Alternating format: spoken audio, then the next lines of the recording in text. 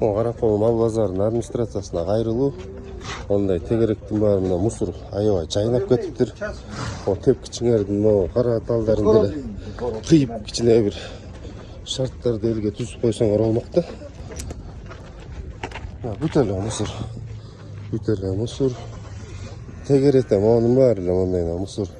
Элементарно могу тепкичти бир сыйра тазалатып, могу бакта талдарды жулдуртуп мындай бир шарт түзүп койсоңор жакшы болмок да. Азыр тетиги жерге дагы өзүнчө эле стихийный свалка болуп кетиптир. Ошону да көздөм. Мына стоянканын ичи да бүт эле бутылка, мусор. Азыр базар бүткөндөн кийин тазалайбыз деп айтышыңар мүмкүн, бирок ошо тазаласаңар да мына ушулардын баарын бир сыйра бир субботник кылсаңар болчу да экен.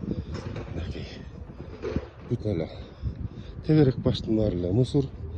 Анан жалпы эле базардын администрациясы эмес, бияка келген адамдар дагы кайдыгер болбой бир мусорду атайын мусор таштоочу жайга таштап, урналарга салып тургула да. Биз эми бияка көптөгөн туристтерибиз келет, мал базарды кыдырып. Анан кичине уят да. Мына могу жер өзүнчө бир стихийный эме болуп кетиптир, свалка. Муну бияктан эле өрттөп коюшат экен, мына жыйнап туруп элечи. Мына бүт эле аяктын баары бүт эле мусор. Ошо базардын администрациясы жана бияка келип кеткен элдер ошо ар бирөөбүз мындай ответственныйраак бололу.